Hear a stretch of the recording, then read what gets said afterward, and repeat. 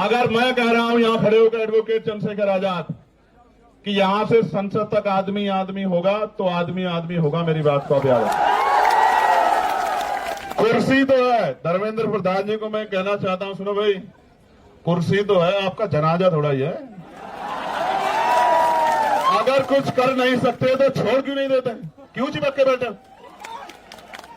अगर ये खलल डाल रहे हैं, मैं जानना चाहता हूं कि धर्मेंद्र प्रधान जी को क्यों नहीं जा रही आवाज, प्रधानमंत्री जी को क्यों नहीं जा रही आवाज, गृह मंत्री जी को क्यों नहीं जा रही आवाज, और वो सरकार किसका इंतजार कर रही है कि ये इस शख्स में, इस मंच पर बैठा है ये शख्स जो है, जो एक वैज्ञानिक है, जो एक पर्यावरण का मित्र है, जो देश की धरोहर है, वो मर जाए, इस देश की बात का इंतजार कर रही है क्या सरकार?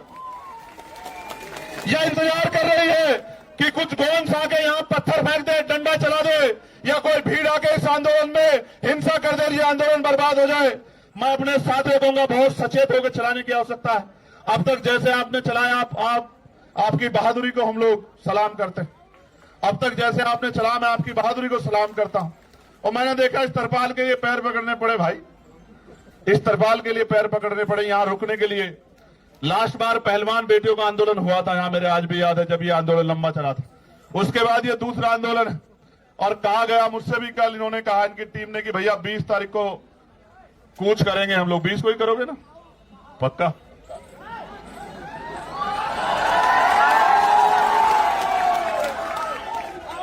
तो लिखो, नोट करो कि 20 तारीख को कूच करेंगे, मेरी बात को आप याद रखो।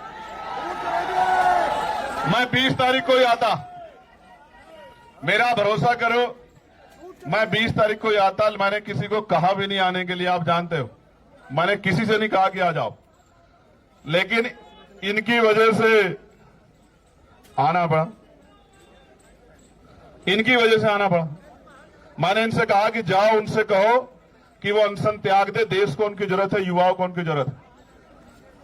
और इन्होंने कहा कि वो तो नहीं मान रहे। मैंने इनसे कहा मेरा संदेश देना कि उनका भाई इनसे कह रहा है कि त्याग दो, तो संदेश ही आया कि नहीं, वो नहीं छोड़ रहे अनशन। तो मैं आज इनसे नहीं कहूंगा अनशन छोड़ो, मैं बिल्कुल नहीं कहूंगा।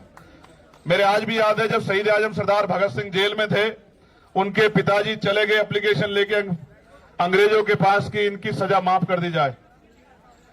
तो मुझे याद है शहीद आजम सरदार भगत सिंह जी के वो शब्द अपने पिता से, जब उन्होंने कहा कि आज आपने मेरी पीठ में छुरा घोंपा है, जिनके खिलाफ मैं लड़ रहा हूं, आपने उनके आगे कमजोर पड़ने का काम किया, आज आपने मेरे आंदोलन को कमजोर किया, मेरे संघर्ष को कमजोर किया है।